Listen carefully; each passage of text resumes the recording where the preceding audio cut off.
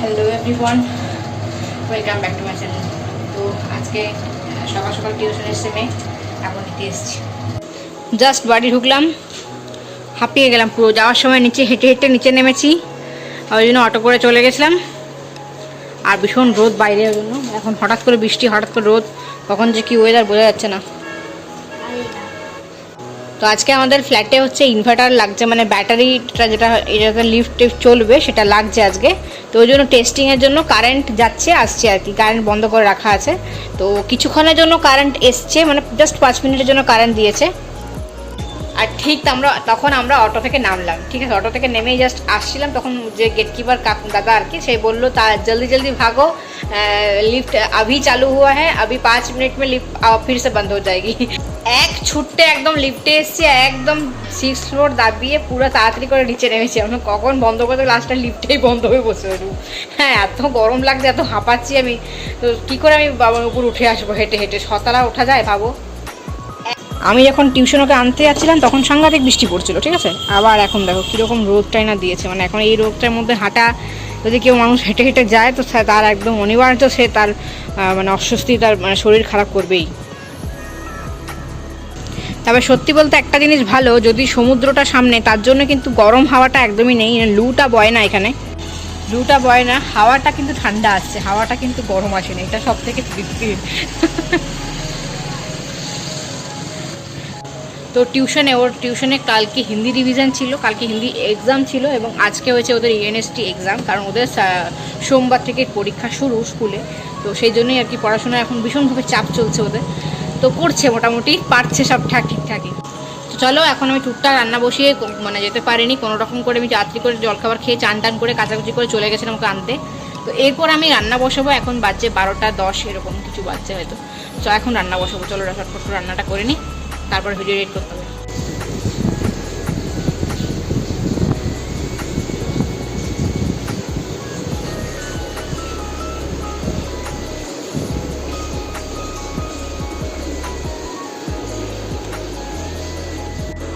মেয়ের স্নান টান হয়ে গেছে, শ্যাম্পু করেছি আজকে ওকে, চুলটা সুন্দর করে শ্যাম্পু করে দিয়েছি, কারণ এতদিন ধরে তো শ্যাম্পু হয় না, ওই শনিবার দিন কিংবা রোববার দিন হয়।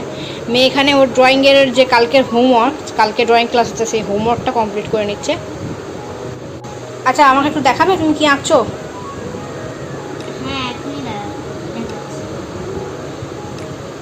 ওয়াও, খুব সুন্দর হয়েছে, করে না বাকিটা, করে না তাড়াতাড়ি। পাখিটা যেটা বসেছিল ভীষণভাবে হাঁপছিল, এতটা জল তেষ্টা পেয়েছিল, কিন্তু জল যখন দিতে গেলাম তখন উড়ে চলে গেল। জল আমি এখানে দিয়েছি, একটা বাটি মানে বেঁধে দিয়েছি জায়গাটাকে, ভালো করে বাটিটা বেঁধে দিয়েছি যাতে জলটা না পড়ে যায় বাটিটা, ওই জন্য। তো এই রেলিংটাতে কিন্তু পাখি অনেকজন আসে, তো যদি আসে তাহলে এটার জলটা খাবে আর কি, সেই জন্যই দেওয়া হয়েছে। জলটা দেওয়া থাক, যদি খায়। চলো আজকে দুপুরে লাঞ্চটা করে নিই। আজকে দুপুরে লাঞ্চে আছে চিকেন কারি আর পোলাও, মেয়ের পছন্দের খুব। তার সাথে আছে আমার পছন্দের সিনেমা। খাবার নিয়ে বসে পড়লাম, মেয়েও আসছে, প্রচুর জামা প্যান্ট কাছাকাছি আছে, দেখতেই পারছো, সব কেচে রেখেছি। এখন এই টাইমে রোদটা ভালোভাবে আসে, তো একটু ওগুলো একটু জল ঝরে গেলে তারপর নিচে নামিয়ে দেবো, এগুলো তখন শুকিয়ে যাবে। দুপুরবেলায় খাওয়া দাওয়া করার পর তোমাদের কাছ থেকে আসা হয়নি, কারণ আমি তখন টিভি দেখছিলাম। টিভি দেখার পর আমি টিভিই দেখছিলাম 7টা পর্যন্ত, কিন্তু মেয়ে ওই 4:30টার দিকে থেকে কিন্তু পড়তে বসেছে। তো এখনও কিন্তু পড়ছে, এখন বাজছে মোটামুটি 9টা। একটু একটু করে পড়ছে, একটু একটু করে পড়া বন্ধ করছে, আবার লিখছে, আবার পড়ছে, আবার ঘুরছে ফিরছে, ওই করতে করতে করছে, কিন্তু পড়া ওর এখন কমপ্লিট হচ্ছে। হাজব্যান্ড কিন্তু চলে এসছে, আর মেয়ের কিন্তু খাওয়া হয়ে গেছে, মেয়ে কিন্তু খাওয়া হয়ে গেল।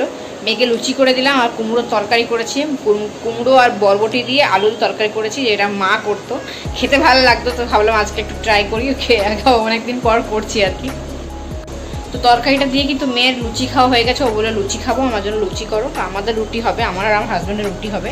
হাজব্যান্ড গেল নিচে, একটা ওষুধ দোকানে একটা ওষুধ অর্ডার দেওয়া ছিল, সেটা আনতে গেছে। আমার আর সন্ধ্যা থেকে নিচে যাওয়াই হয়নি, ভেবেছিলাম গিয়ে নিয়ে আসবো, কিন্তু হলো না যাওয়া। দেখছো ঘরের অবস্থা, এখন উপায় নেই, বৃষ্টির দিন কি করা যাবে। চলো চটপট করে রুটিটা করে নিই, এখানে তেলটাও এরকমভাবে আলাদা করে রাখা আছে, তেলটা প্যাকেটটা।